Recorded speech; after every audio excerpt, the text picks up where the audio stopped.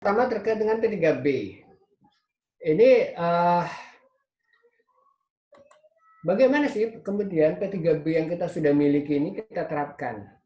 Yang pastinya ya kita harus yang harus kita pahami terlebih dahulu adalah terkait dengan lingkupnya atau coverage-nya. Sebenarnya apa sih coverage yang diatur dalam P3B antara Indonesia dengan Singapura, antara Indonesia dengan Malaysia, karena kemungkinan akan berbeda. Pengertian-pengertiannya gitu. Apa sih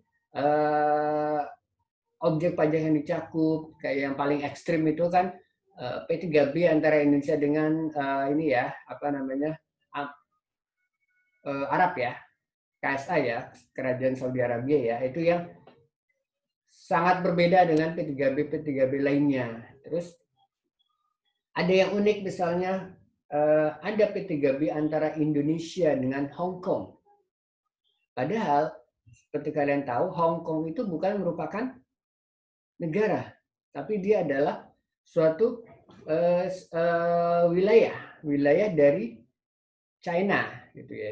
Disebut sebagai SAR, Special Administrative Region. Terus yang lucu lagi, kita memiliki semacam P3B. Semacam ya, saya bilang semacam, tapi ternyata kita tidak secara officially mengakui itu sebagai P3B, yaitu antara Indonesia dengan Taiwan. Karena di situ yang bertanda tangan, yang mengikatkan perjanjian bukan secara officially adalah pemerintah, tapi kantor dagang Indonesia gitu. Walaupun setelah kita amati, kita baca dalam perjanjiannya sendiri, ternyata kantor dagang itu ya dipilih oleh pemerintah, which is harusnya berarti kepanjangan tangan dari pemerintah. Tapi kenapa kemudian kita tidak mau mengakuinya?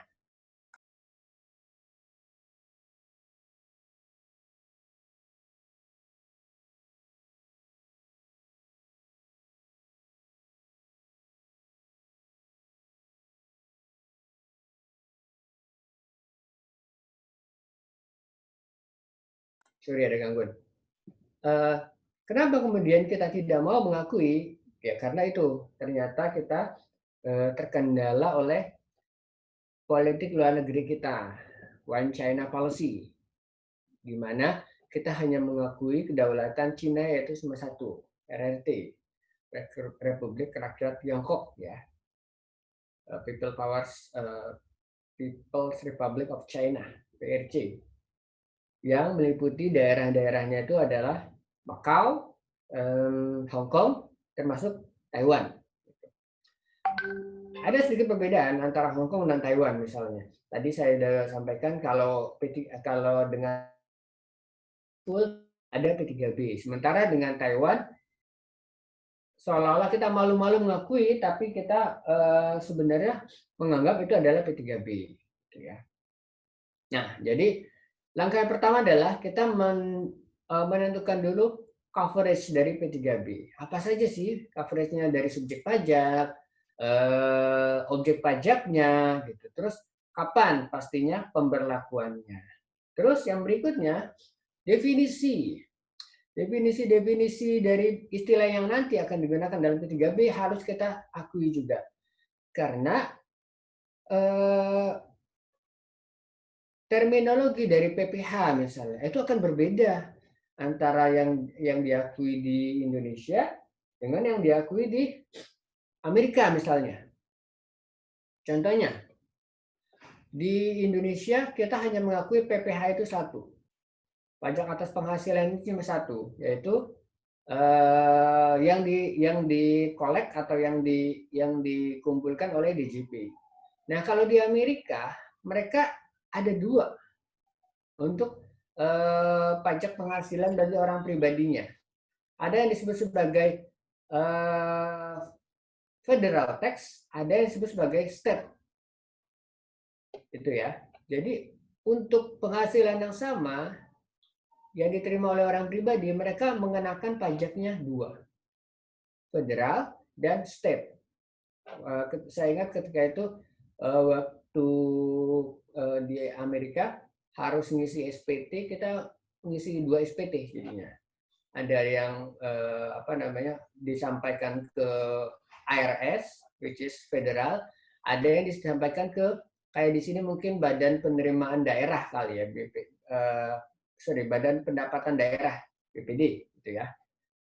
Seperti itu yang dikolek di state-nya.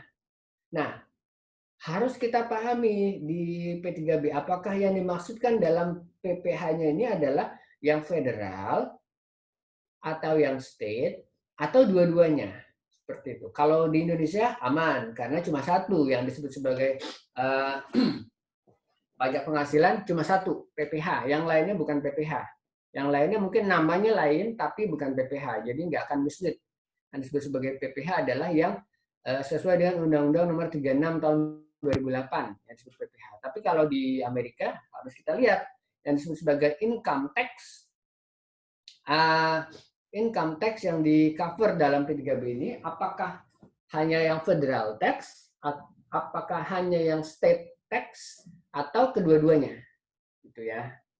Saya lupa tuh, kayaknya sih kalau nggak salah federal tax saja.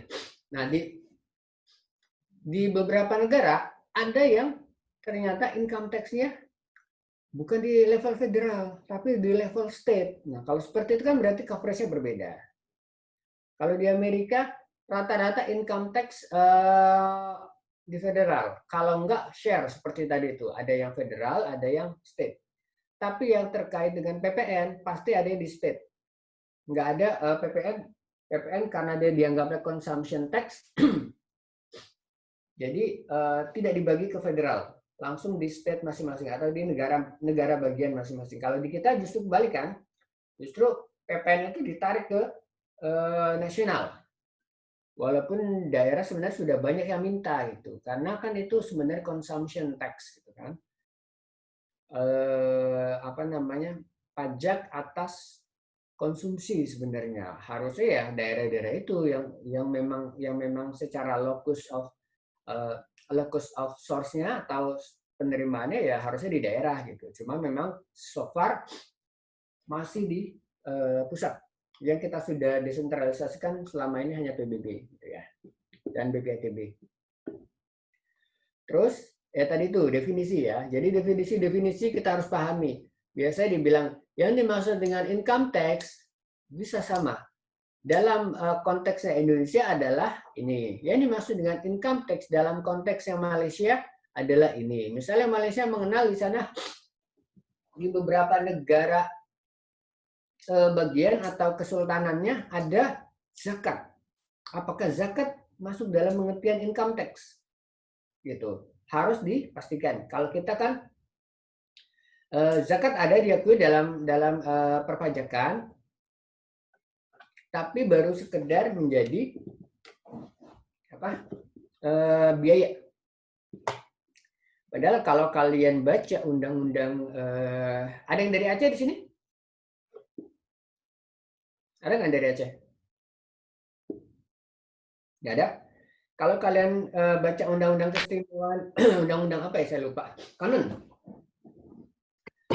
Itu disebutkan sebenarnya bahwa zakat itu adalah substitusi dari income tax. Jadi bukan lagi sebagai biaya. Kalau sekarang yang terjadi zakat itu jadi pengurang penghasilan neto kan. Setelah ketemu penghasilan neto dalam negeri dikurangi zakat. Jadi kayak seolah-olah seperti biaya. Nah kalau di kanon yang penerapannya hanya di Aceh, mereka sudah ingin sebenarnya itu sebagai substitusi dari income tax. Jadi bukan hanya sekedar biaya, income bisa mengurangi pajak terutangnya. So far memang itu belum bisa. Karena di Undang-Undang Zakat sendiri memang masih dianggapnya itu adalah pengurangan dari biaya gitu. Justru dari Undang-Undang Pajaknya sendiri yang bilang bahwa itu belum bisa masuk ke dalam pengurangan penghasilan. Pengurangan pajak penghasilan gitu ya. Terus Maaf Pak, saya dari Aceh Pak. siapa yang dari Aceh? Saya Pak. Rozatul Nah, Maghfirah, benar Pak. nggak yang saya bilang tadi, Mbak? Kalau soal undang-undang pajaknya, mungkin belum terlalu paham ya, Pak. Tapi, di Aceh tuh kayak ada undang-undang sendiri namanya kanun, Pak, gitu, yang ngejelasin tentang undang-undang sendiri gitu, karena kan otonomi juga kan, Pak. Ya, betul. Bahkan otonomi lebih luas dia, karena daerah istimewa. Yang otonominya lebih luas berbeda dari daerah lainnya ada 4. Daerah istimewa Jogja, daerah istimewa Aceh, daerah istimewa DKI Jakarta, sama satu lagi otonomi khusus Papua. Itu yang berbeda dibandingkan dengan daerah-daerah lainnya. Nah, kanun Aceh salah satunya mereka bisa membuat undang-undang sendiri, undang-undang syariah kita menyebutnya, itu yang ketentuannya itu misalkan ada polisi syariah, salah satunya adalah terkait dengan penerapan zakat itu. Tapi memang karena belum sinkron antara undang-undang pusatnya dengan konun, itu masih terkendala. Kalau ultimate-nya adalah dari Aceh minta agar zakat itu ya substitusi. Jadi kalau sudah bayar zakat dianggap sudah bayar income tax. Kalau misalnya masih kurang, tambahannya sisaan saja gitu. Jadi kayak bisa mengurangi sebagai kredit pajak kalau kita mungkin familiar. Kalau so far sekarang zakat itu belum bisa jadi kredit pajak. Baru bisa menjadi pengurang penghasilan itu. Kita udah berapa kali roadshow ke beberapa tempat karena kan zakat ini ya biar tidak diskriminatif, harusnya zakat dan pungutan-pungutan wajib keagamaan lainnya gitu. Kita waktu itu sempat ngadain acara di Aceh untuk melihat bagaimana sih sebenarnya penerapan zakat itu. Kalau nggak salah katanya pegawai-pegawai negeri di Pemda Aceh itu semua sudah langsung dipotong ya, langsung dipotong tiap bulannya gitu. Iya, benar, Pak. Enggak lah. Tidak lagi kayak saya misalnya ya dari gaji saya sisihkan untuk zakat. Kalau di sana langsung dari eh, penghasilannya ditransfer ke rekeningnya udah net of zakat gitu ya. Net Iya, of orang tua saya seperti itu soalnya, Pak.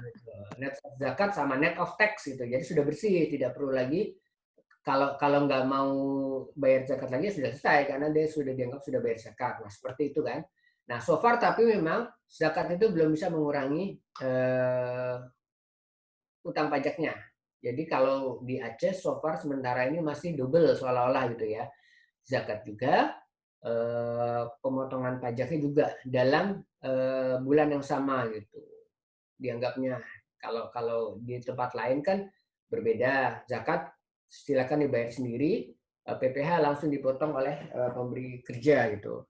Itu ya. Nah, kalau nanti sudah disahkan misalnya, kalau nanti sudah disahkan zakat itu termasuk dalam utang pajak, termasuk dalam income tax, berarti P3B kita harus tuh direvisi. Kenapa?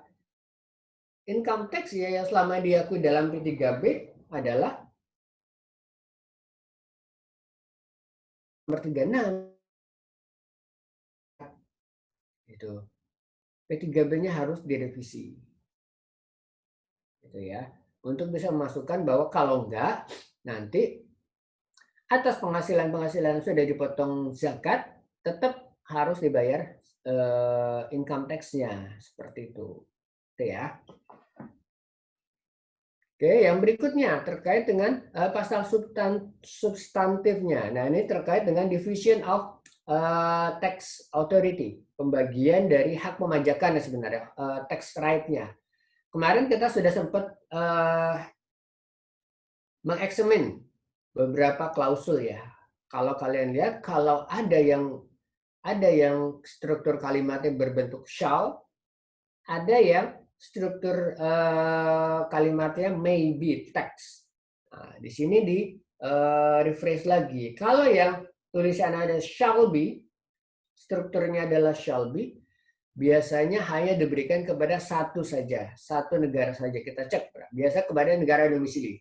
Dan kalau seperti ini, dia tidak jadi tidak menimbulkan pajak berganda karena hanya di taxing right-nya hanya diberikan kepada satu pihak saja, biasa kepada negara domisili.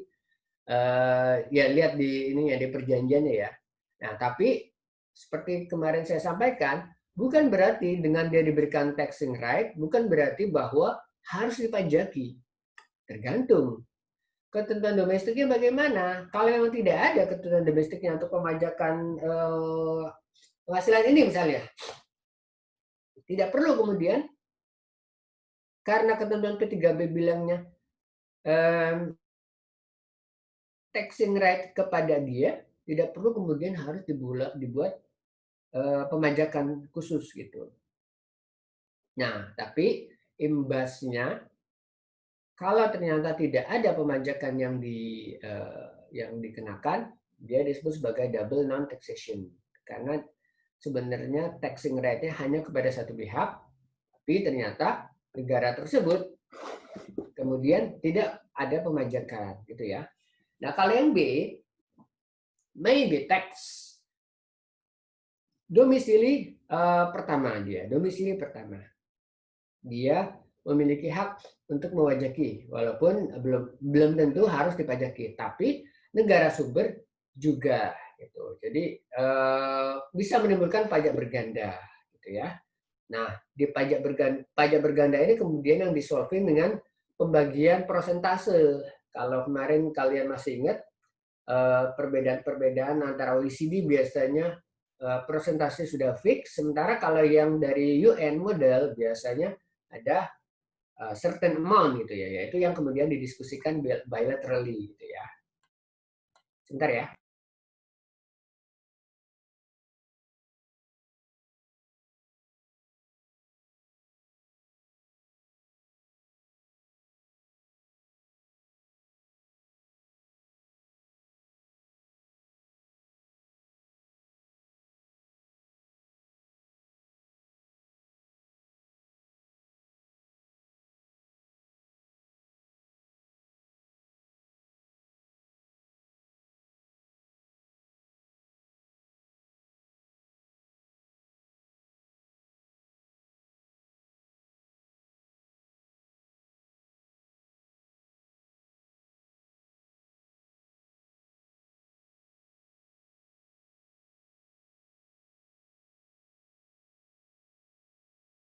Tanyakan.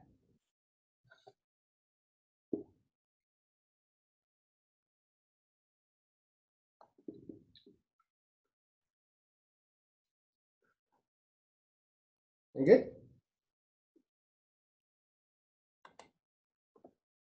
Saya tidak bisa melihat respon kalian itu. Susah.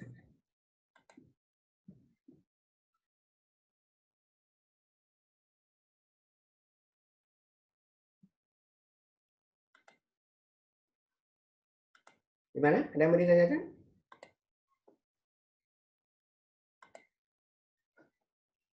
Ini dulu.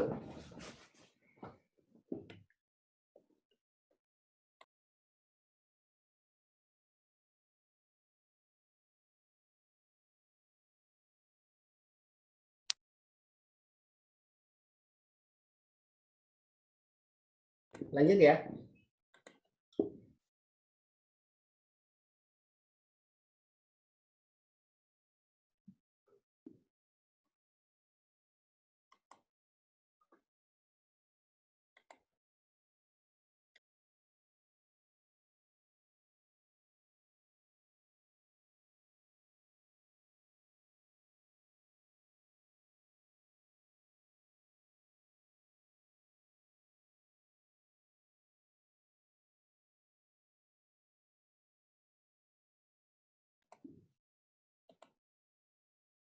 Ini share screen saya kok ada error lagi.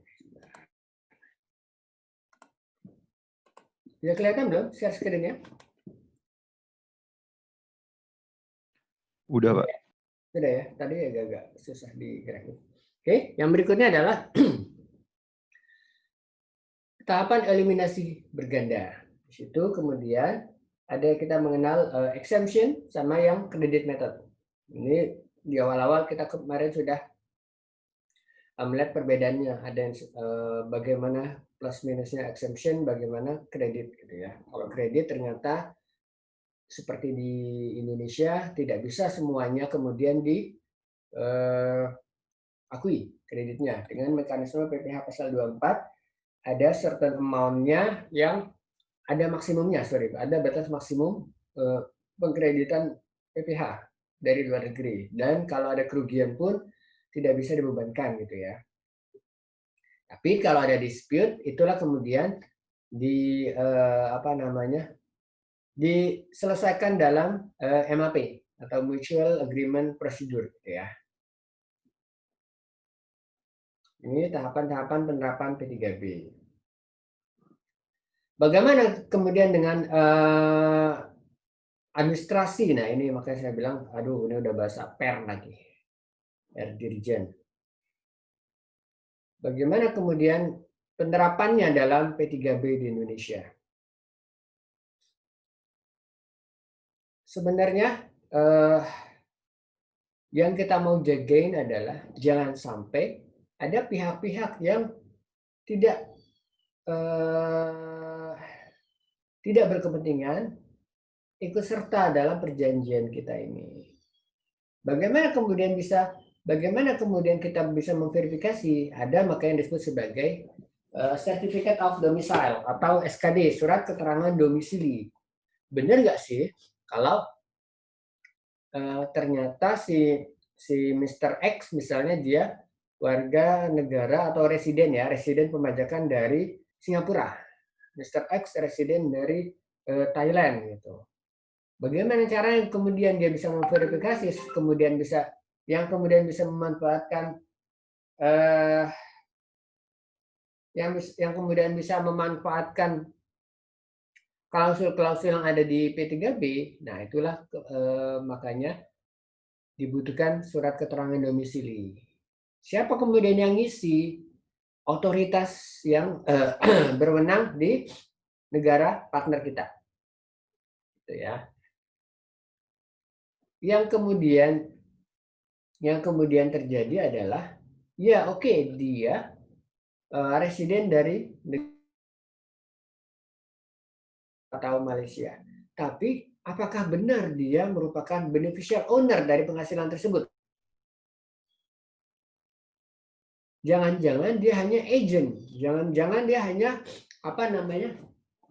pass-through, perantara penghasilan saja.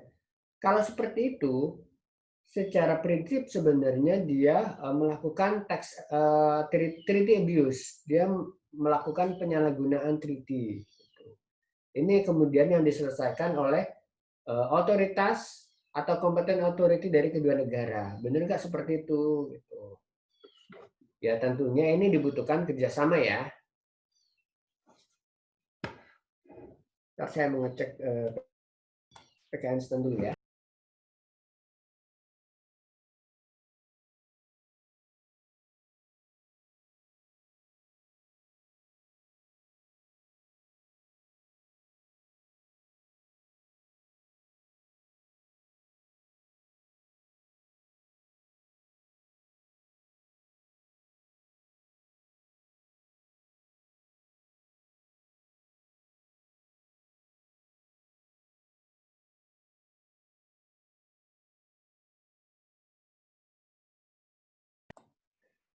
Oke, saya lanjutkan.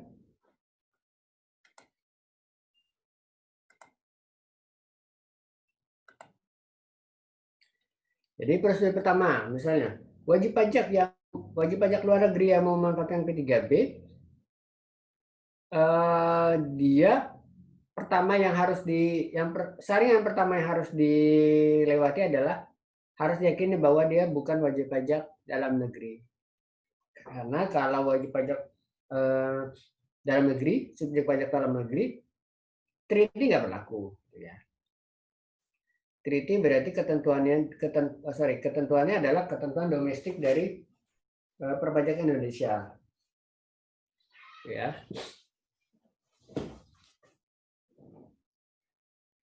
Terus yang kedua, ketika dia lolos saringan bahwa dia itu memang residennya bukan Indonesia, baru kita cek tadi bahwa dia residennya adalah residen negara mitra. Kalau sekarang kita mau penerapan misalnya P3B antara Indonesia dengan Thailand, harus kita verifikasi bahwa dia subjek pajak dalam negeri dari Thailand. Ya. Itu yang kemudian membutuhkan SKD, surat keterangan domisili atau Certificate of Domicile. Yang berikutnya, ini yang mungkin agak susah. Tidak terjadi penyalahgunaan P3B atau treaty abuse ya. Nah, bagaimana pembuktiannya treaty abuse ini?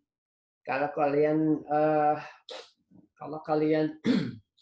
ingat yang kalian paparkan kemarin terkait dengan BUMN yang memanfaatkan shell company yang ada di Belanda untuk bisa menarik dana, apakah itu termasuk dalam treaty abuse? Nah, itu kan subjektif ya.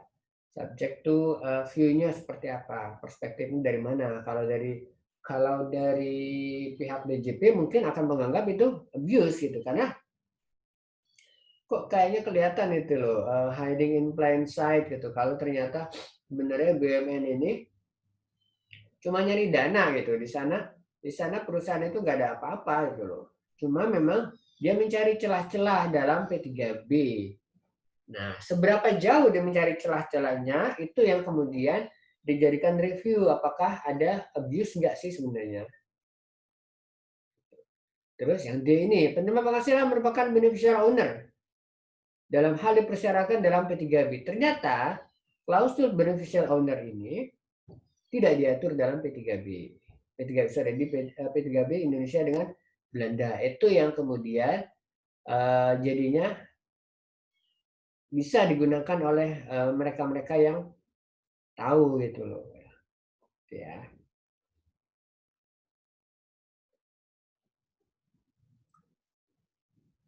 Yang berikutnya, prosedur berikutnya.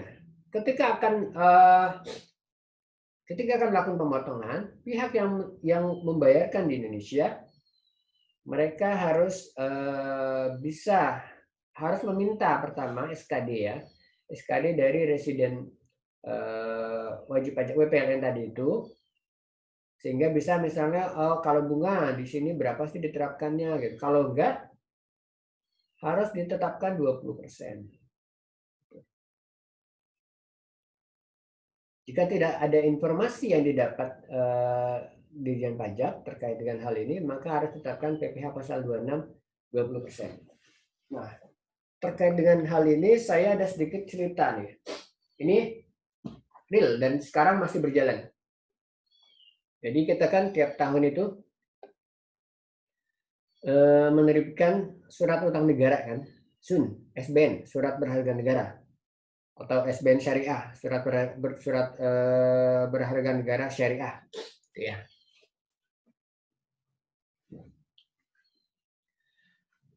Ada yang dalam negeri, ada yang luar negeri. Yang dalam negeri sudah selesai.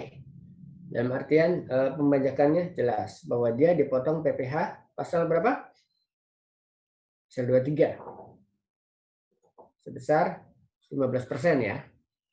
Sementara di luar negeri dipotong PPh pasal 26, 20%. Atau tarif sesuai dengan P3B. Nah, yang jadi masalah, di pasal 32A Undang-Undang PPh, di situ disebutkan bahwa sebenarnya pemerintah bisa memberikan perlakuan khusus bagi atas penerbitan SBN atau SBN syariah yang ada di luar negeri. Penerbitannya pun menggunakan falas gitu ya, misalnya dalam bentuk dolar atau euro, atau mungkin kalau yang di Jepang itu dalam bentuk currency-nya adalah yen gitu, seperti itu. Dalam rangka menarik minat investor untuk membeli surat saham kita, surat saham, biasanya banyak negara kemudian menerapkan free of tax atas bunga yang dibayarkan oleh negara. Saya contohkan mungkin yang free of tax itu Filipina. Saya lupa negara lain. Yang pasti Indonesia tidak memberikan free of tax. Indonesia tetap dikenakan PPh pasal 26 atau tarif sesuai dengan P3B. Kecuali kalau menggunakan klausul pasal 32A ini, ya, bahwa memang kebijakan pemerintah adalah membebaskan. Tapi yang kemudian menyulitkan penerapannya adalah karena di pasal 32A itu ada binding, ada klausul bahwa dapat dibebaskan sepanjang perlakuan yang sama juga diberikan oleh negara tersebut. Misalnya kalau kita targetnya adalah, biasanya kita ada target ke Jepang, ke Amerika, ke Eropa, ke Uni Emirat Arab. Itu target pemasaran SBN falas kita atau surat SBN syariah kita di luar negeri, ya. Kalau yang di Jepang yang paling terkenal adalah kita menyebutnya samurai bond. Itu khusus dalam currency-nya adalah yen dan hanya dipasarkan di Jepang. Samurai bond kita menyebutnya.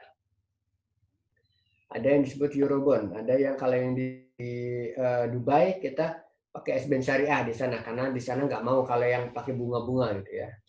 Nggak mau ada yang berflower gitu, ya. Jadi pakai yang SBN syariah. Nah, yang jadi masalah, bond itu kan surat utang ini bisa diperjualbelikan. Dia sifatnya tradable, tidak bersifat bahwa setelah saya beli ini saya harus nunggu nanti pemerintah bayar bunganya atau imbalannya, terus 5 tahun kemudian diredeem gitu, dibeli kembali oleh pemerintah. Tidak seperti itu. Dia bisa, misalnya kalau saya lagi butuh uang, saya jual ke orang lain dan itu legal. Orang lain tersebut bisa menjual lagi ke tempat lain. Ada market price-nya. Nah, kalau seperti itu, ketika kemudian terjadi pembayaran bunga oleh pemerintah, akan sulit karena masing-masing harus meminta SKD. Jangan kemudian kalian membayangkan bahwa pembeli dari SBN pemerintah itu sedikit, jumlahnya ratusan. Itu yang kemudian menyulitkan dalam penerapan P3B, penerapan pembebasan. Jadi so far kebijakannya dia tetap dikenakan PPh sebesar 20%. Sebesar 20%. Kenapa tidak bisa? Karena ternyata terkendala SKD. Makanya kemudian ada kebijakan yang disebut sebagai PPh DTP. PPh ditanggung oleh pemerintah. Biar surat utang kita itu menarik, udahlah pajaknya 20% tetap ada, tapi langsung kita tanggung oleh pemerintah. Kalau kalian kalau kalian dengar berita DTP, salah satu DTP-nya adalah atas bunga yang dibayarkan kepada bondholder yang ada di luar negeri. Karena kalau nggak kita bayarin kayak gitu, dianggapnya surat utang kita itu nggak menarik gitu.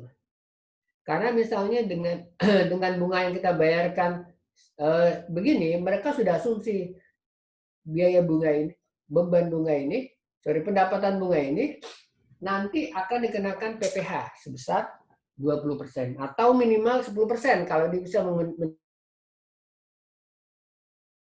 minimal 10%. Itu yang kemudian kita bebaskan dalam bentuk PPh DTP. Jadi SKD walaupun ini sepele, ternyata dia adalah bukti otentik yang menunjukkan residensi. Kalau dia bisa menunjukkan residensi pemajakannya, maka P3B bisa berlaku seperti itu, ya. Di SKD di sini kayaknya ada contoh SKD, ya. Nah, ini kelihatan nggak? Kecil, ya. Kalian kemana sudah saya share kan sebenarnya. Kurang lebih seperti ini. Ada form DGT. tolong digiti. Ini semua harus diisi, tax ID number, name, full address-nya, country, contact number. Dan ini harus diauthorize oleh yang kita sebut sebagai CA, competent authority yang ada di sana, yang bisa kita pegang. Bukan dia self assessment kalau seperti ini, ya. Bukan self assessment. Nanti kemudian competent authority yang ada di Indonesia akan ngecek apakah semuanya. Ya mungkin tentunya nggak semua ya, nggak sempat kalau semua SKD ini akan kita cek. Mungkin selektif atau mungkin secara berkala. Yang pasti kita akan melihat dari nilainya. Nilai transaksinya kalau besar, signifikan, akan kita cek. Kalau nilai kecil-kecil ya mungkin kita ceknya secara berkala saja. Benar nggak sih orang ini dia merupakan residen dari negara Thailand, residen dari negara Malaysia dan sebagainya. Ya. Bagaimana pengisian SKD? Kalian baca sendiri ya, karena ini sangat teknis. Menggunakan SKD, diisi dengan benar lengkap, ditandatangani, bla bla, dan disahkan dan ditandatangani oleh pejabat yang berwenang. Ada pernyataan BPLN, ini kalian baca sendiri dan ini prosedural. Kalaupun ini keluar di ujian, kalian dengan mudahnya langsung kopas gitu aja. Jangan khawatir, makanya saya mungkin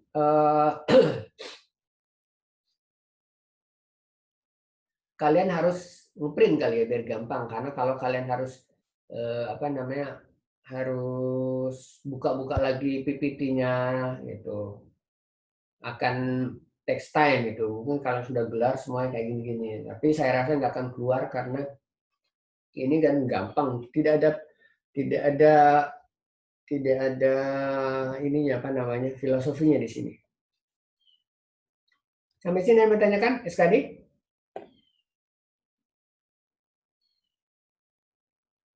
SKD? Ya.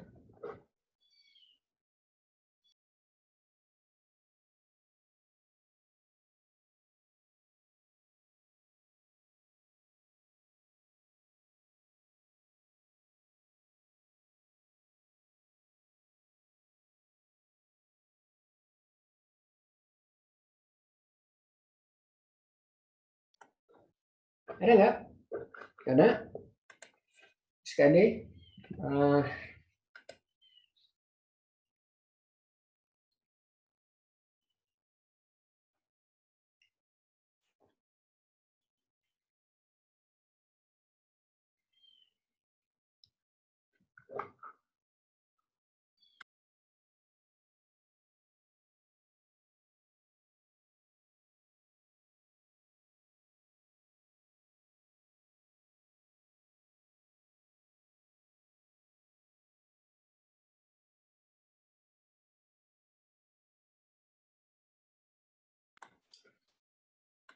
Nggak ada, kita lanjutkan ya.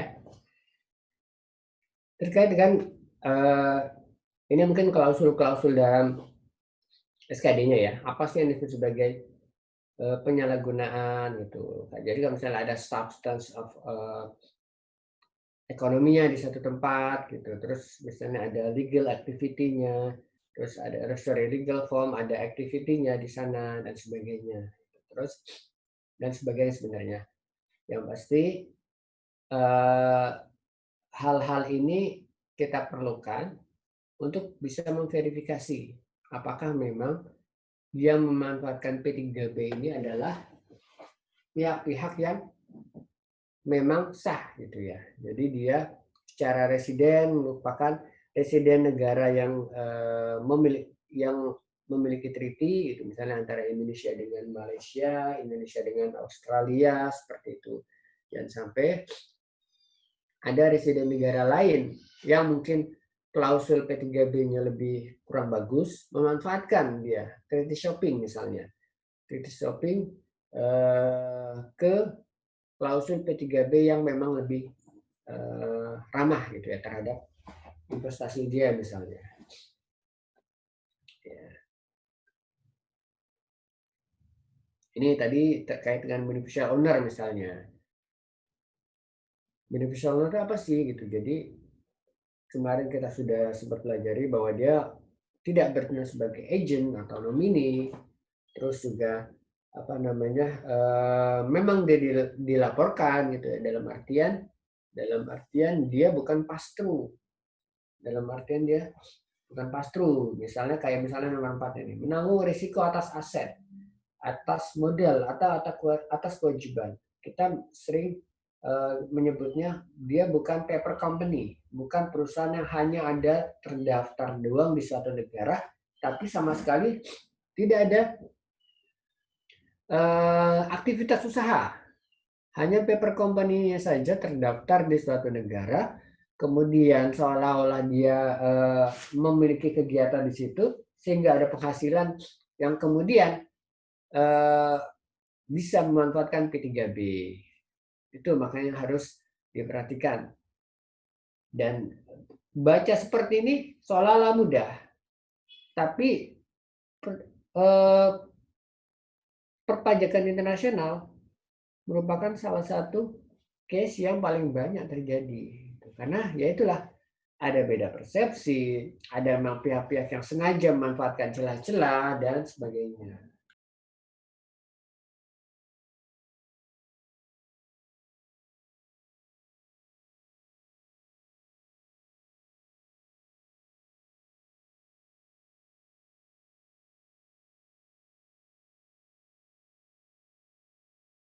Saya lanjutkan ya. Terkait dengan ini kenapa nggak jalan? Exchange of Information, LI. Ada sebenarnya banyak jenisnya, cuma yang sering kita bilang adalah ada 3 ini. Ada yang disebut sebagai spontaneous LI, ada yang disebut sebagai LI on request, ada automatic LI. Sebenarnya exchange of information ini adalah salah satu hal yang diatur dalam P3P. Salah satu hal yang diatur dalam P3P. Dari dulu sebenarnya sudah ada tuh mekanisme pertukaran informasi. Cuma kan namanya pertukaran informasi, tukar menukar, harusnya kan ada yang kita tukar kan. Kita dapat sesuatu, kita memberikan sesuatu. Nah, yang ada kesulitan kita itu selama ini adalah kita tidak memiliki data untuk dipertukarkan. Banyak data-data mungkin dimiliki oleh Singapura, which is katanya kita indikasikan menjadi tax haven-nya bagi crazy rich yang ada di Indonesia. Banyak di sana sebenarnya uang-uang dari orang-orang kaya-kaya di Indonesia itu yang diparkir di Singapura. Kita punya data, tapi tidak solid. Dalam artian bahwa kita punya kayak seolah-olah kayak gosip lah ya. Tapi tidak ada tuh data. Oh, dia ada di perbankan di Singapura, tapi di mana? Jumlahnya berapa? Atau siapa saja gitu. Yang lalu kalau kalian pernah baca Panama Paper, kasusnya Panama Paper, di situ ada dokumen yang dibocorkan oleh seseorang ya, yang menyebutkan bahwa banyak ternyata dari orang-orang Indonesia itu memiliki transaksi melalui mekanisme yang ada di sana gitu, yang diindikasikan sepertinya ada mekanisme tertentu nih. Saya tidak bilang bahwa itu salah semua gitu ya, saya tidak bilang seperti itu, karena untuk bisa mencapai ke sana harus ada pembuktian. Tapi di situ bisa jadi indikasi awal. Ada apa sih? Jadi belum tentu juga yang ada di Panama Paper itu salah gitu ya. Karena mungkin dia rekanan bisnisnya mungkin menggunakan yang ada di sana sehingga mungkin ke bawah-bawah, bisa seperti itu. Tapi itu bisa jadi indikasi awal ya. Kesulitan kita dengan dua yang pertama ini, spontaneous EOI dan exchange of information dari on request, adalah kita tidak memiliki pertukaran data. Data yang dipertukarkan. Jadi seolah-olah kita ya tolong dong kita minta data WPP yang ada di WPP Indonesia yang ada di Singapura misalnya. Tapi ketika kemudian kita dibalik bertanya sebagai gantinya apa dong? Nah, itu yang mungkin agak sulit. Yang ketiga ini justru yang terakhir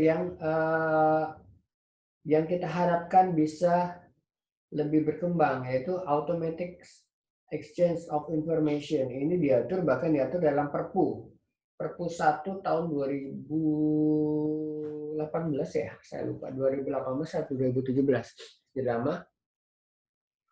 Ini kemudian bahwa sebenarnya kalau kita sudah terikat pada perjanjian tersebut, exchange of information, kita secara otomatis kalau ada data-data yang menyangkut treaty partner kita harus kita kirimkan, harus kita sampaikan secara periodik dan tanpa request. Kalau yang pertama tadi misalnya AOE on request atau spontaneous on request, biasanya itu ada take and give-nya. Kalau yang ini automatic information, ketika kita menemukan data ada wajib pajak luar negeri dari Singapura memiliki transaksi finansial yang ada di Indonesia, harus langsung kita share ke Singapura. Dan in return, kita juga mengharapkan hal yang sebaliknya. Tax authority yang ada Singapura ketika menemukan data-data finansial yang menyangkut perpajakan dari warga negara atau residensi Indonesia di Singapura harus menyampaikan ke Indonesia tanpa kita minta. Maka disebut sebagai automatic tanpa kita minta. Karena kalau yang pertama dan kedua ini kesulitan kita adalah ketika kita diminta balik. What's a benefit for me? Itu dia bilangnya.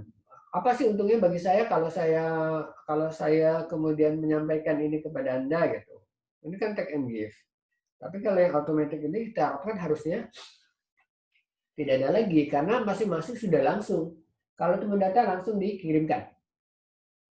So far memang itu yang kemudian mungkin agak blunder kali ya karena kemudian setelah kita ketemu data bukan ketemu, setelah kita diberikan data itu tanpa kita analisis kemudian kita umumkan ke publik bahwa oh iya kita ada data nih 6.000 triliun warga negara Indonesia hartanya itu di luar negeri. Salah. Kenapa? Karena itu belum kita verifikasi kebenarannya gitu. 6.000 triliun itu mungkin itu kan baru data mentah, indikasi awal. Ada yang misalnya rekening yang reguler, dia ada masuk mutasi debit kredit seperti itu. Kalau kita hitungnya berulang-ulang antara debit dan kreditnya, nah itu mungkin akan ada mislead di sana. Makanya ada beberapa kali mungkin salah satunya presiden juga agak blunder bilangnya katanya maka sekarang jadi agak menahan kalau terkait dengan data perpajakan karena itu sebenarnya baru data mentah saja. Harus kita olah kembali, kita verifikasi, mungkin kita sandingkan dengan datanya PPATK, baru setelah itu bisa kita atau kita data perbankan yang dimiliki baru bisa kita tindak lanjuti lebih jauh lagi gitu ya dengan mungkin menerbitkan kalau kalau perpajakan ada yang disebut sebagai himbauan gitu ya.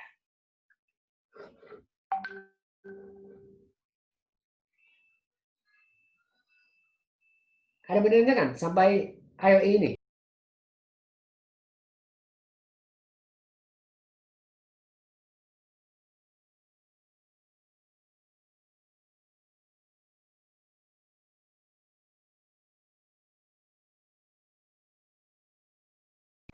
Silakan, silakan.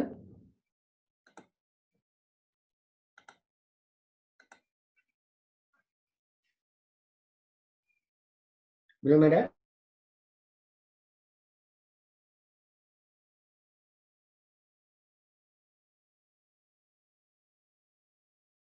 Ada inti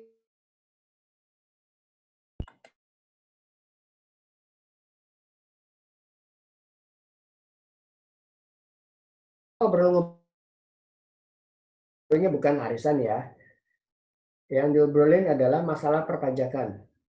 Kasus perpajakan tertentu gitu ya. Misalnya di sini ada case tadi dual residensi misalnya, atau case pemajakan apa namanya pembagian pemajakan gitu ya. Jadi intinya sebelum kita maju ke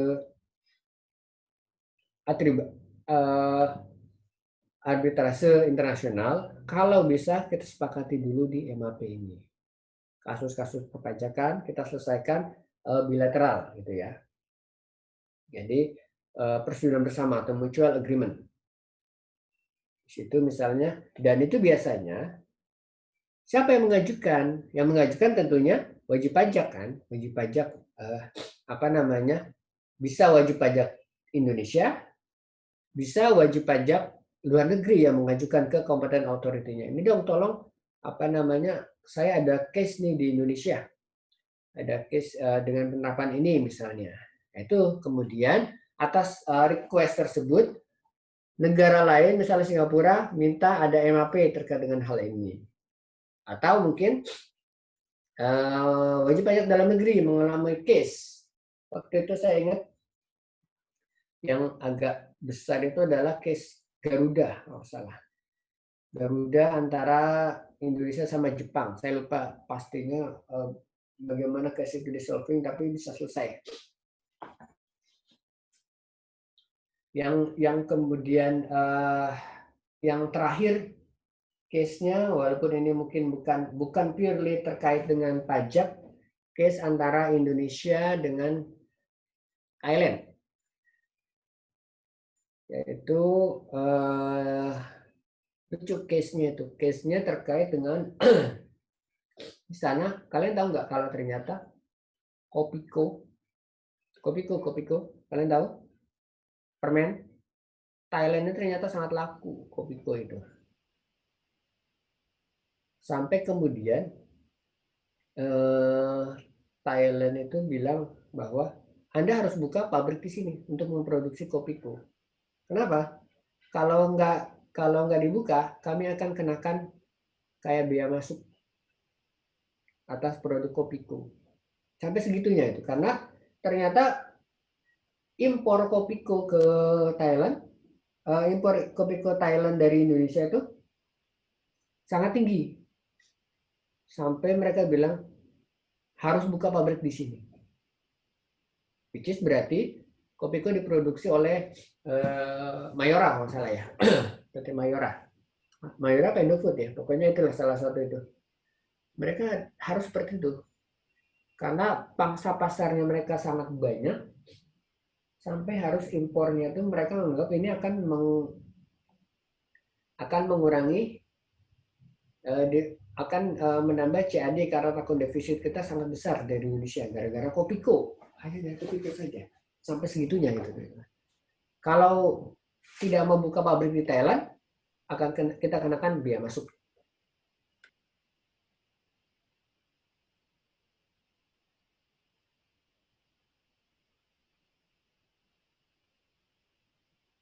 Tidaknya biaya masuknya pastinya.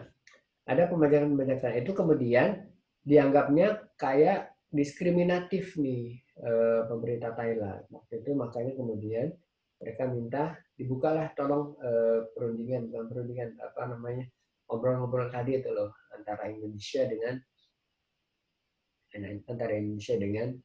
Thailand terkait dengan hal ini gitu ya. Sebenarnya tidak hanya purely terkait dengan P3B, tapi jadinya merembet ke perjanjian FTA-nya. Gitu. Karena harusnya sih kan tidak boleh ada diskriminasi ya.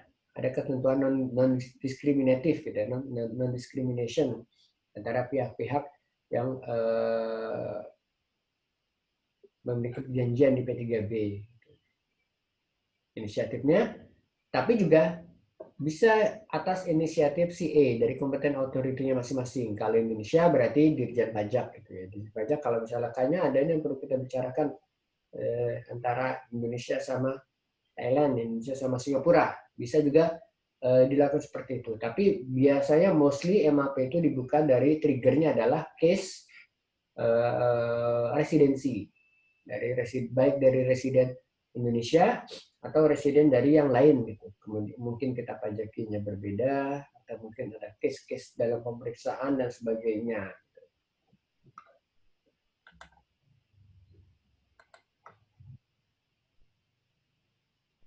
Ini hanya apa namanya prosedural saja. Kalaupun nanti keluar kalian copy aja ini semua langsung saya betulkan gitu. Karena buat apa saya terangkat sangat teknis.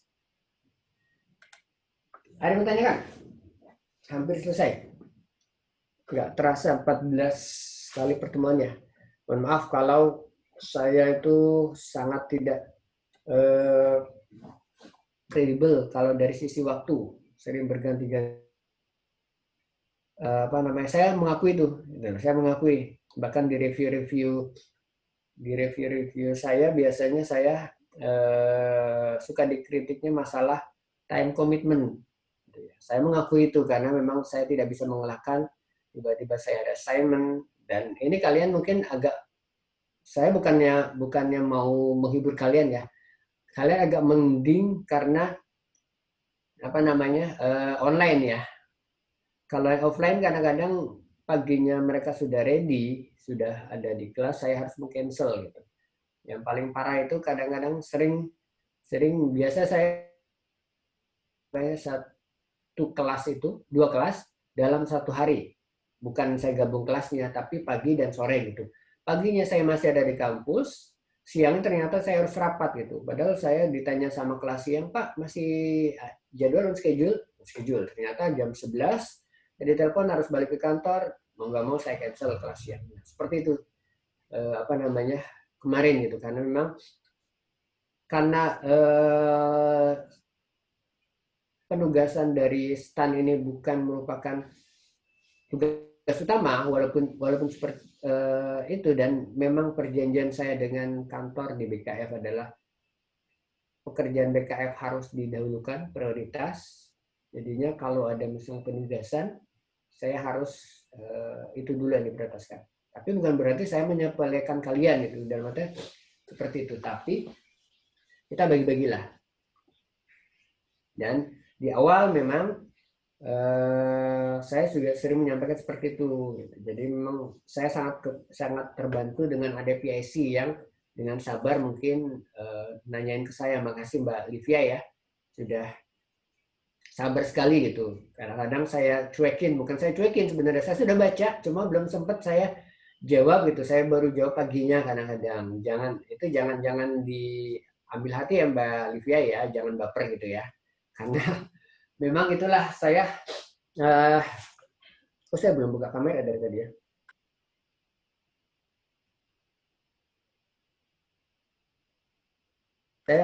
Saya paling lama itu kalau time komitmen waktu saya yang apa namanya perlu diperbaiki, tapi ya saya bukan sengaja sebenarnya, nggak sengaja semua itu. Yang terakhir mungkin yang lalu itu sempat saya error jaringan karena tahu-tahu ya itulah memang jaringan di Indonesia ini saya sampai apa namanya harus pakai apa SMS karena nggak bisa di ini, entah kenapa jaringan saya itu loh kurang bagus waktu itu ya, jadinya harus cancel. Dan kemarin saya harus meng-cancel 2 kali itu. Saya malah nggak tahu kalau sudah di schedule hari Kamis malam. Waduh, saya lagi ada deadline ini, miss mereview KTTA kalian, KTTA mahasiswa apa kakak kelas kalian. Ini saya sudah selesai mereview nih, ada 20 kakak kelas kalian dari D3.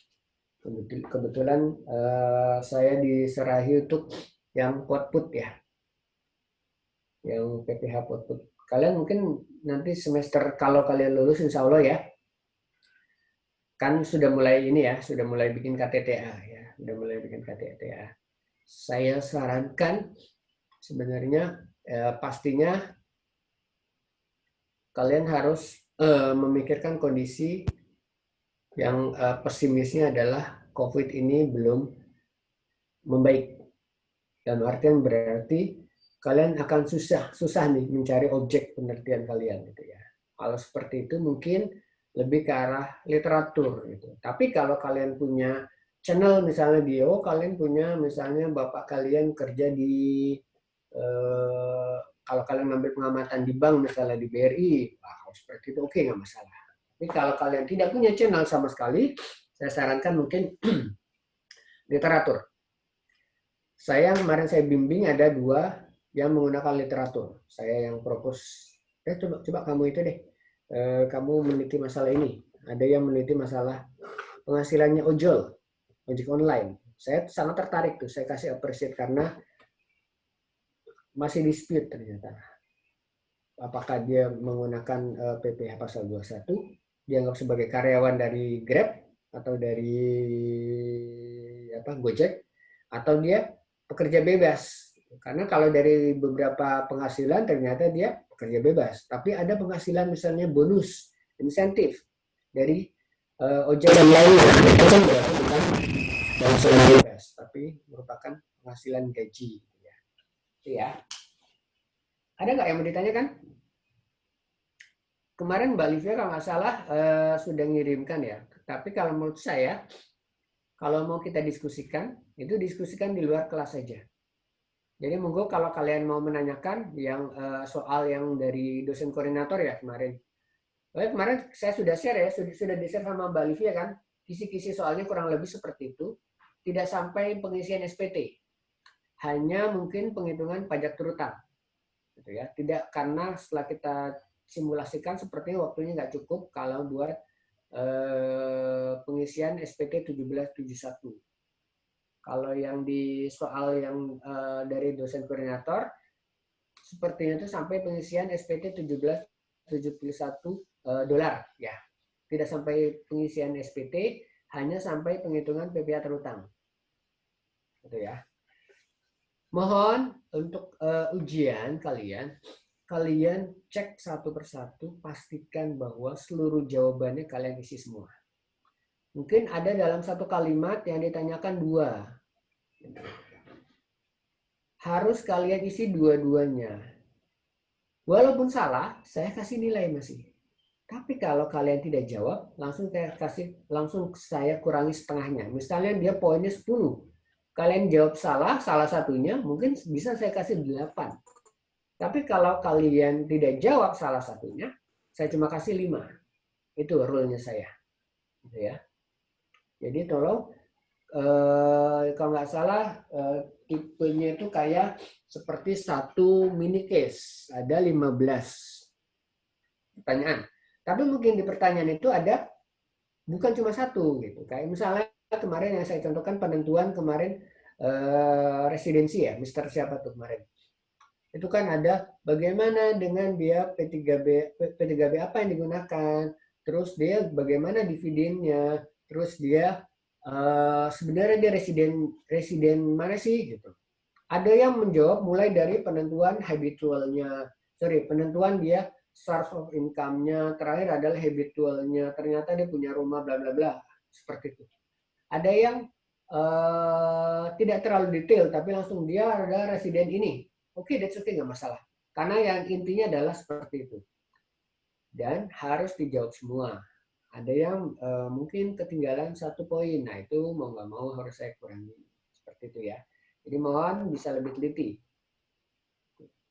Terkait tadi, balik lagi ke soal tadi, kalau kita mau bahas, silakan kita bahas nanti di WA group saja ya. Kita bahas di situ. Kalau bisa ya jangan malam-malam gitu. Dalam artian kalian kan deadliner juga nih gitu, apa namanya sistemnya. Kalau boleh ya mungkin sebelum-sebelumnya lah gitu, paginya gitu. Jadi saya juga sempat bisa mereview lagi gitu. Karena walaupun saya dosen sini, dosen pajak internasional, tapi kan saya tidak hafal seluruh P3B.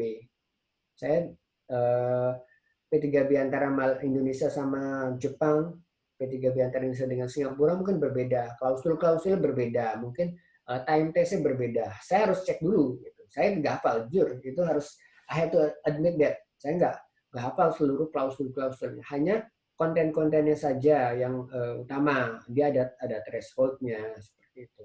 Tapi bagaimana kemudian perbedaannya pajak income tax-nya Indonesia dengan Thailand, Indonesia dengan Singapura, Indonesia dengan Jepang, itu harus saya baca lagi lebih dulu gitu ya.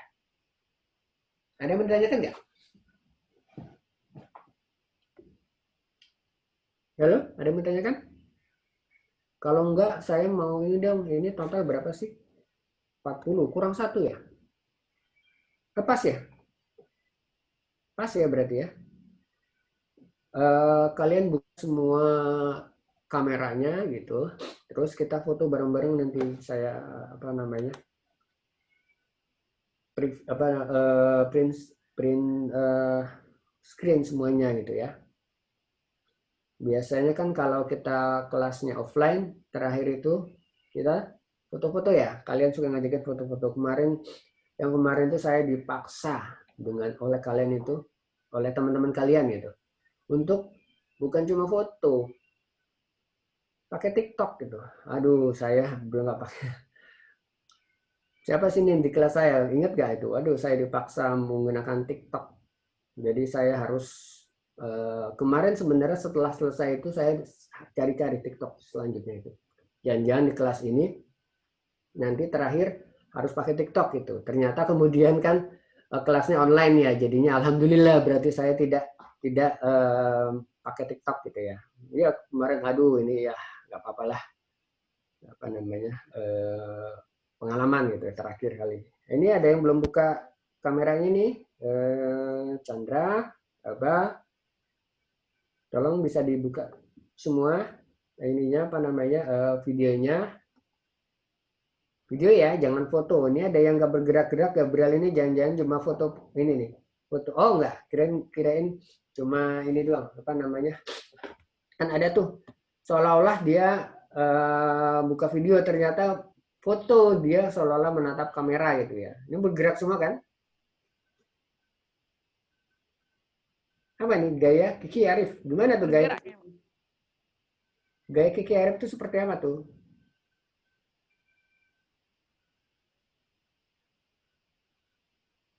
Ini kalau ada videonya bisa kita rekam kan berarti ya? Nah ini Reza ini nggak gerak-gerak nih, dia janji, oh bergerak, kirain nggak bergerak. Mas Faisal belum nih, belum kebuka nih. Mbak Nabila kok kelihatan hitam, gelap, kurang pencahayaan. Nah, oke.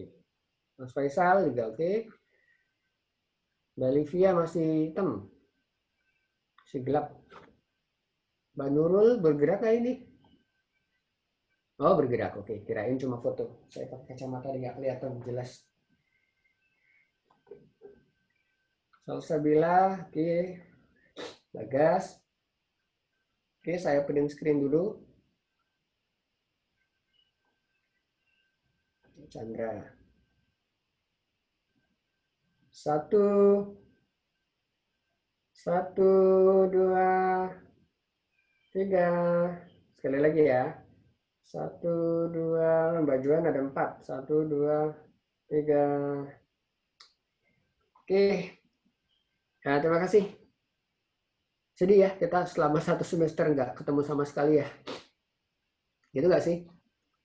Iya Pak, terima kasih banyak juga Pak dari kami Pak. Iya, makanya sebenarnya dan sepertinya semester nanti pun kita akan masih harus online ini. Kalau nanti kalian ketemu saya lagi gitu ya.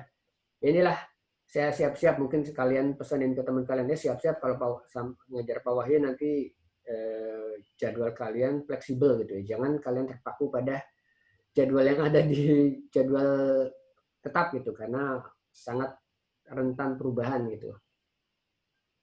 Ada yang kalian mau tanyakan ya sebelum kita selesai?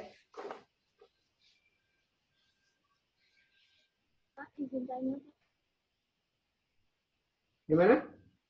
Berarti nanti kalau misalkan kita mau tanya soal ini, Nah, dari WA grup aja. Oh. Di situ nanti dibuka. Berarti langsung aja Belum. tanya gitu. Kenapa? Langsung tanya aja gitu. Langsung tanya aja. Langsung kita buka diskusi di situ. Baik, Pak. Nah, sebenarnya kemarin-kemarin juga saya harapkan di WA Group itu ada diskusi di luar pelajaran, tapi mungkin kalian sibuk dengan yang lain ya gitu. Saya sebenarnya nggak keberatan karena ada WA Group. Ini seolah-olah WA Group itu hanya terbuka hanya waktu kuliah saja gitu. Itu sih sebenarnya saya nggak keberatan di ada diskusi lain gitu sebenarnya. Makanya mungkin kalau nanti ada yang mau ditanyakan, monggo langsung aja tanyakan WA Group. Itu apa namanya nanti akan saya jawab di situ dan saya harapkan bukan cuma saya gitu dalam artian kalau misalnya teman kalian sudah ada yang bisa menjawab itu monggo aja langsung nanti saya kemudian akan mengapprove ya atau tidak yang jawaban dari teman kalian itu gitu ya. Terus terkait dengan penilaian kalian sepertinya kelas ini bagus-bagus semua kan? Ada nggak yang nggak bagus kemarin dari kelas saya? Bagus-bagus semua deh. Dan kalaupun ada yang mungkin masih meleset gitu, kalau mungkin saya berharapnya A ternyata A minus gitu. Jangan khawatir. Biasanya nilai kalian itu mepet-mepet semua gitu. Kenapa saya buatin mepet? Biar bisa terbantu dengan aktivitas. Terus tapinya itu harus didukung dengan nanti UAS-nya jangan jatuh. Kalau UAS nggak jatuh, kalian sudah di posisi mepet ke atas gitu, insya Allah bisa naik ke atas. Ya, bisa naik dari A minus, bisa jadi A, dari B plus, bisa jadi A minus. Gitu. Kayaknya nggak ada yang di bawah B plus, ada mungkin yang B minus di sini. B maksimal sih setahu saya ya di kelas di dua kelas yang ada. Ada ya di kelas satunya memang terpaksa saya harus memberikan nilai maksimal 7,99 karena dia pakai ujian pengganti. Saya menyesalkan sebenarnya karena setelah saya cek dia sebenarnya bisa dapat A gitu. Saya sudah bahkan saya personally WA ke mahasiswanya, mohon maaf saya nggak bisa memberikan lebih dari 7,99 79,99 gitu karena sudah ketentuannya.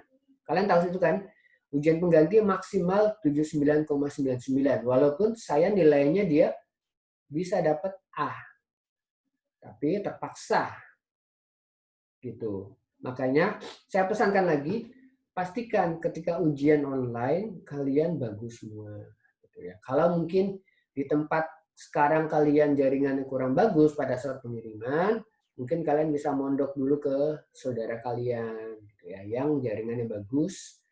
Terus kalau kalian yang pakai kuota, mungkin tolong ke emak bapak kalian mungkin tolong dong Pak di kuota saya di apa namanya di stok yang banyak itu jangan sampai ada kendala. Terus mungkin kalian bisa hunting scanner gitu ya. Scanner. Jangan sampai mungkin scanner kalian bermasalah. Kalau so far sih memang kemarin ada mungkin yang menggunakan apa ya menggunakan handphone ya pakai cam scanner. Ada yang menggelembung gitu. Tapi sepanjang memang bisa saya baca, oke saya nggak ada masalah sebenarnya. Walaupun mungkin saya harus bolak-balik ini apa sih tulisannya gitu karena agak berbayang gitu. Tapi saya harapkan sih sebenarnya kalau ada scan yang dedicated, kalian tahu kan scanner gitu ya, itu lebih baik menggunakan scanner itu. Kalau nggak ada ya mungkin kalian usahakan sebaik mungkin jawabannya bisa terbaca dan tulisan-tulisannya mungkin ya kalau mungkin ada tulisannya yang mungkin masih ya it takes time for me to read mohon bisa diperbaiki gitu ya intinya mungkin inilah tulisan kalian coba minta tolong emak kalian baca itu kalau emak kalian bisa membaca oh berarti memang orang lain bisa membaca gitu tapi kalau yang aduh ini tulisan apa sih Nduk saya nggak tahu gitu ya itu mungkin kalian perlu perbaiki gitu ya kalau sampai emak kalian aja sampai nggak bisa membaca itu kan wah ya itu mungkin ya membantu saya untuk bisa memahami gitu ya So far kemarin itu sih, ada yang tulisannya bagus banget, bahkan saya sampai mau menginstagramkan ini tuh, kok tulisan bisa bagus banget, itu gimana caranya dengan keterbatasan waktu bisa menulis dengan bagus. Tapi ada yang mungkin ya apa namanya mirip-mirip sama inilah, mirip-mirip sama kayak hieroglif lah gitu ya. Cuma oh ini maksudnya A, ini maksudnya C itu seperti ini gitu. It takes time for me to understand, tapi nggak apa-apa. So far memang kalau memang scan-nya jelas saya bisa membaca. Memang itu kan nggak bisa dalam waktu singkat merubah tulisan ya, tapi saya harapkan ya mungkin itulah coba dirubah kalau yang merasa tulisannya mungkin ya berbentuk agak-agak hieroglif seperti itu ya. Ada yang mau tanyakan nggak?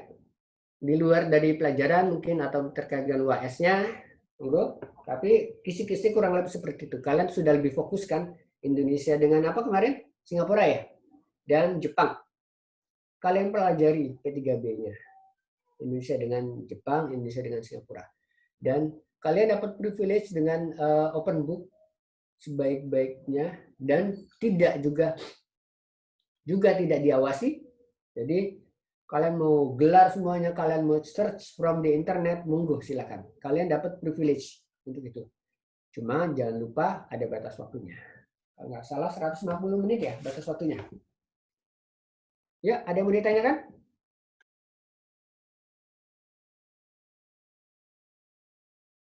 Izin bertanya, Pak. Silakan. Berarti kan itu berdasarkan P3B Indonesia Singapura, berarti yang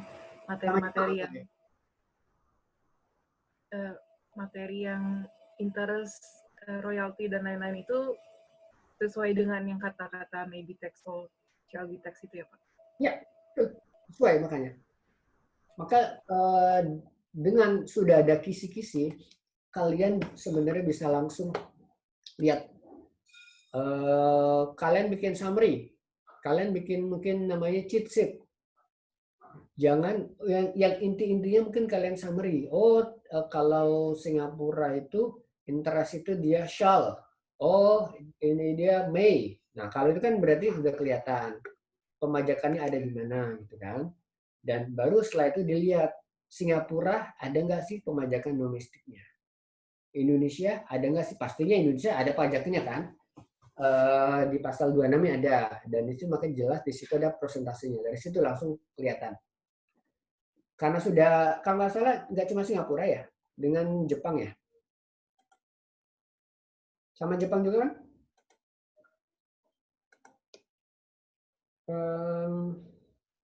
Indonesia, Singapura, dan Jepang. Nah, Jepang akan berbeda lagi gitu ya. Jadi mohon kalian pelajari dulu, kalian bikin summary-nya, summary pokok-pokoknya, klausula-klausulanya, mungkin nanti akan disebutkan objek pajaknya A, B, C, D, E. Nah, dilihat kemudian di P3B tersebut, apakah itu termasuk dalam coverage yang di P3B-kan. Gitu. Kalau tidak, berarti mungkin masuknya ada income dan sebagainya. Makanya, ya jujur saya nggak hafal semuanya P3B antara Indonesia sama Singapura itu apa aja isinya, P3B Indonesia sama Jepang itu apa aja. Yang saya tahu ya paling P3B model UN, P3B model OECD. Tapi detail per negaranya saya harus baca lagi semuanya. Tarif-tarifnya saya tahu yang paling generous itu Indonesia sama Singapura, tapi berapa detailnya saya nggak hafal. Seperti itu ya. Gitu ya Mbak? Juan? Oke. Ada lagi?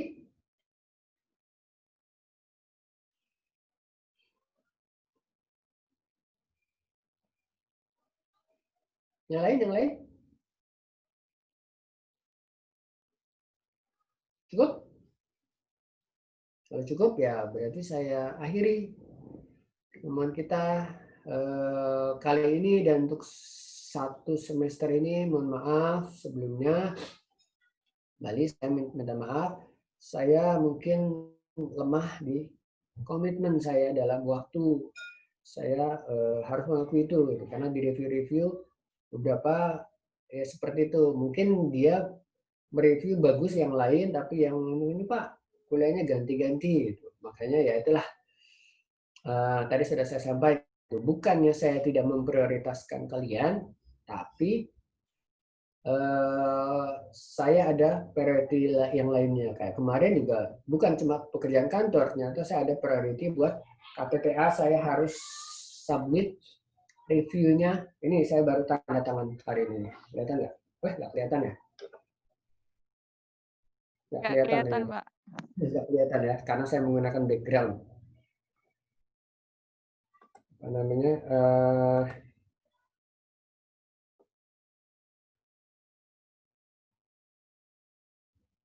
Itulah apa namanya yang harus saya kenyataannya seperti itu ya. Ke depan mungkin kalau kita ketemu lagi di semester berikutnya, mungkin kalau ada yang ketemu, yaitu see you next time gitu ya. Kalau sekarang mungkin sementara kita mungkin, dan selama 1 semester ini memang berarti full kita tidak bertemu secara fisik gitu ya. Kita hanya bertemu secara online saja. Jadi saya tidak ada kesempatan untuk berinteraksi lebih banyak dengan kalian gitu. Padahal saya paling suka kalau di kelas itu berinteraksi, suka bercanda gitu ya, suka untuk menghidupkan suasana gitu. Saya bilang saya suka muter-muter sepanjang kelas, sepanjang pelajaran gitu, dari depan, terus atau nyapu ke belakang gitu, terus atau ke tengah-tengah gitu. Kalau saya lihat ada yang lagi mengalami penguapan gitu, saya langsung mendekat gitu, bisa ya memberikan sedikit energi saya lah itu kepada mengalami penguapan itu. Jadi saya nggak masalah kalau ada di satu kelas itu ada yang memang lagi tertidur, ya saya tidak membangunkan dia gitu, nggak apa-apa. Alhamdulillah kalau ternyata kuliah saja membuat dia nyenyak tidur, itu kan berarti saya memberi pahala kepada dia. Saya nggak masalah begitu gitu, seperti itu ya. Kalau kalian ya itulah online ini mungkin saya sangat agak terbatas berinteraksi. Kadang-kadang saya harus menutup video, kalian juga mungkin menutup video itu karena jaringannya mungkin down seperti itu, jadi nggak masalah. Tapi dengan keterbatasan yang kita miliki mungkin alhamdulillah kita sukses ya menjalani 14 kali pertemuan ini. Nanti kalian akan UAS, saya doakan kalian sukses tidak hanya di pelajaran saya saja, tapi di pelajaran yang lainnya gitu ya kalian, tapi tetap harus berjuang. Memang kita di kami di dosen kita banyak permisifnya, baik dalam penilaian maupun dalam presensi, karena memang sama-sama sedang penyesuaian. New normal memang new normal, harusnya sih tidak kaku dalam kita melakukan penilaian. Toh juga dengan keterbatasan saya menjelaskan secara online seperti ini, kadang-kadang saya blank. Kalau saya menjelaskan, saya tidak bisa melihat muka kalian. Kalau saya melihat muka kalian, saya tidak bisa melihat presentasi. Jadinya harus melihat seperti itu. Saya nggak bisa melihat respon kalian ketika saya menjelaskan, itu susahnya. Kalau saya melihat, misalnya saya menjelaskan ada yang mengerutkan dahi. Wah, ini berarti penjelasan saya kurang pas. Nah, itu saya kemudian bisa mengelaborasi. Tapi karena saya tidak bisa menangkap respon kalian, tidak bisa melihat bagaimana sih raut muka kalian setelah saya jelaskan seperti ini, itu kesulitan saya jujur kalau mengajar online. Apakah saya ngomongin seperti ini, panjang lebar seperti ini, ada yang menguap di sana, itu saya nggak, wah penjelasan Bapak boring. Saya nggak bisa melihat itu, saya tidak bisa memantau satu persatu. Itu makanya kemudian sesekali mungkin saya tanya, ada yang menanyakan nggak? Itu untuk sebenarnya memancing. Sekali itu juga memberikan energi bagi saya itu. Capek ternyata. Beneran lebih capek online daripada saya offline. Kalau offline, saya bisa sembari bercanda, saya refreshing. Terus saya bisa menangkap respon kalian lebih baik gitu ya. Walaupun memang di online ini juga kalian juga aktif-aktif, tapi memang keterbatasan kalau ada online ini. Dan ya itulah, saya nggak membayangkan kalau ini berlanjut terus ya, pendidikan kita itu. Staf saya salah satunya ada cewek, staf saya, dia punya anak TK. Kalian bayangkan nggak sih bagaimana belajar TK secara online.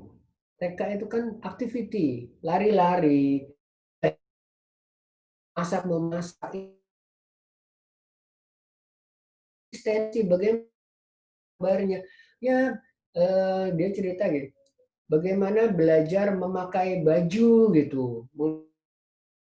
Itu kan harusnya dipelajari di kelasnya secara aktif. Ini enggak, jadi masing-masing di sini, oh gini loh, anak-anak, agak susah kan kalau kalian bayangkan gitu. Kalau kalian mungkin memang stick to the materi gitu kan, substansinya kalian nggak akan saya suruh lompat-lompat kan gitu. Berbeda dengan anak TK yang memang activity based, learningnya mereka adalah activity based. Kalau kalian kan memang materi kan, makanya mungkin memang kita perlu menguatkan doa kita itu biar pandemi ini segera berakhir. Kalau enggak, saya bahkan sempat bilang ini kok kita kayak seperti ada lost generation ya. Kalian berpikiran seperti itu enggak? Anak-anak SD harus belajar secara online. Keterbatasan bagaimana? Apakah menurut kalian koneksi internet kita sudah memadai seluruhnya? Apakah seluruh keluarga ini memiliki handphone yang smart, handphone pintar? Tidak, Pak. Kalau seperti itu bagaimana kemudian bisa belajar? Kalian alhamdulillah memiliki semua perangkat itu, luxury-nya kalian punya, you have that all luxury itu. Tapi kalian bayangkan itu, kalau yang mungkin sehari-hari dia memang hanya bahkan mungkin ke sekolah jauh, dia tidak punya transportasi, jalan, keterbatasan, dia tidak punya uang jajan, memang keterbatasan dia, anak-anak SD, anak-anak SMP-nya. Sekarang dipaksa harus menggunakan yang ini kan seolah-olah kayak pemborosan kan, betul nggak? Beli kuota tidak ada apa-apanya tuh, menguap aja itu. Kalau kalian misalnya ada uang 10.000 beli nasi warung di nasi rames, kenyang kalian kan? 10.000 dibelikan kuota, hilang begitu saja. Nah, itu kan seolah-olah kayak apa ya? Biaya yang pemborosan bagi beberapa kalangan. Makanya mungkin kalian harus appreciate ke orang tua kalian yang support gitu untuk memberikan kalian kuota, menyediakan yang mungkin yang unlimited gitu untuk mendukung pendidikan kalian ini. Gitu. Itu sih makanya saya sering bilang ini kok kita kayak lost generation ya kalau sampai pandemi ini bertahun-tahun itu. Satu kelas ini satu tahun ini kita kayak lost generation. Gitu. Saya bayangkan kayak itu staff saya harus ngajarin, makanya saya agak tolerir. Pak, kan rencana saya mau rapat misalnya jam 9, Pak ini ada kelas anak saya gitu yang harus diasistensi ya. Oke lah, berarti kita geser rapat Zoom-nya gara-gara dia harus mengasistensi. Gitu. Jadi seolah-olah dia bayar uang sekolah, tapi harus jadi guru juga kan lucu sebenarnya. Bayar uang sekolah tapi jadi guru juga. Gitu. Oke, kalau tidak ada lagi mungkin terima kasih atas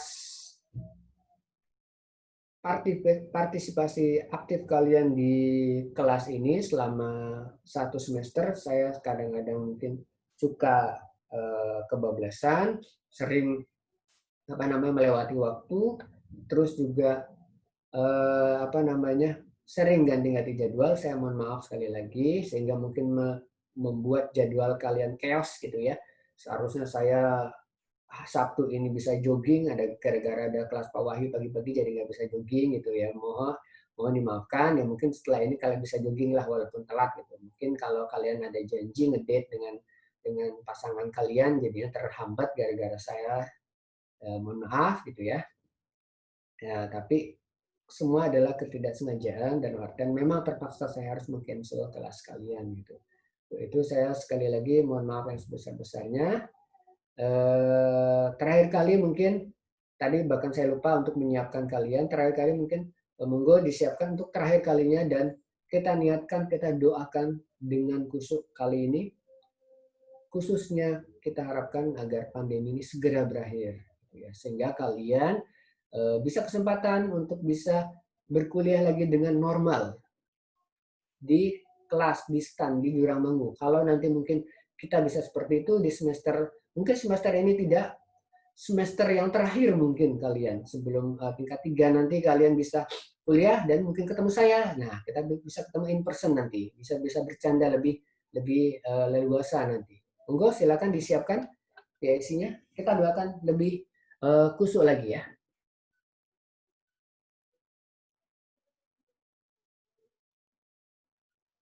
Silakan PIC-nya. Sebelum kita tutup perkuliahan kita 1 semester ini, monggo siapa? Mbak Livia atau siapa? Abdi aja Pak yang biasa doa Pak. Ya, silakan. Yang doanya kusuk, yang jadi marbot masjid siapa? Ini. Atau yang suka ini apa namanya? Nyanyi di gereja. Pokoknya yang kelihatan soleh lah. Yang soleh atau soleha gitu ya. Jangan Juan ini. Juan kayaknya dia suka ini nih. Bercanda ya Juan ya. Silakan.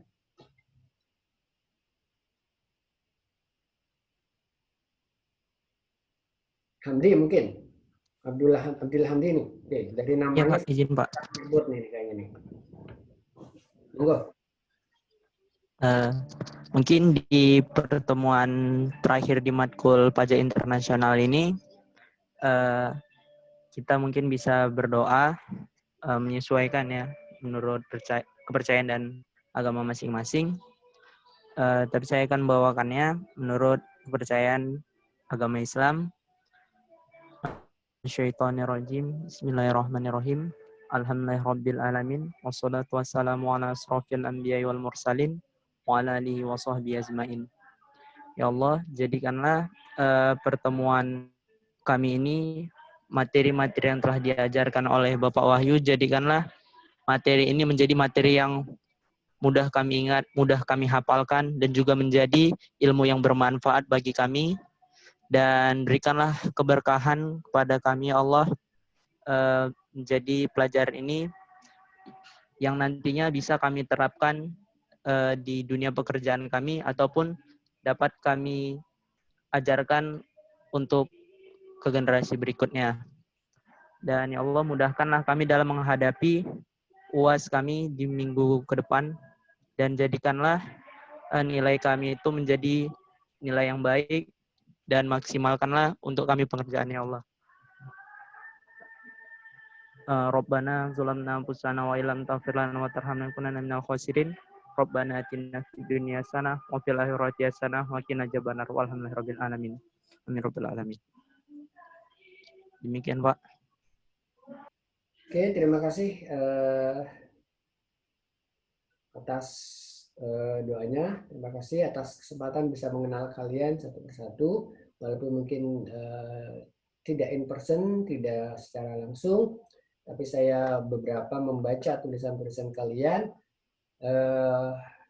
Semoga kalian sukses nanti dalam perkuliahan kalian selanjutnya. UAS kalian sukses semuanya, tidak hanya pelajaran saya saja. Yang pasti kalian harus belajar, walaupun semuanya open book, tetap kalian harus belajar. Kalau tanpa belajar, kalian nanti akan kesulitan cari-carinya. Minimal kalian sudah summary. Makanya kemudian summary saya itu sebenarnya bisa membantu kalian. Kalau kalian membuat secara sungguh-sungguh, itu sudah setengah dari apa yang dikerjakan nanti untuk di UAS. Gitu. Saya sarankan gitu.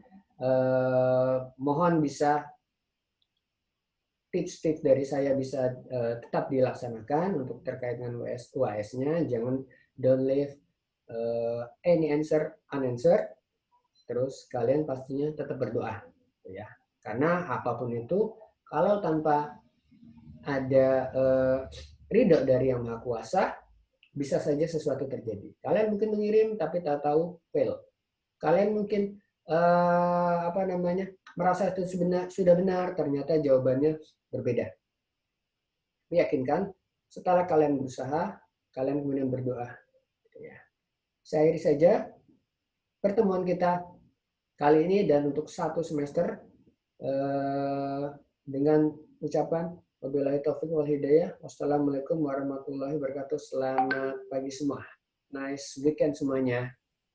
Waalaikumsalam warahmatullahi wabarakatuh. Waalaikumsalam warahmatullahi wabarakatuh. Terima kasih, Pak. Terima kasih, Pak. Pak. Silakan, monggo.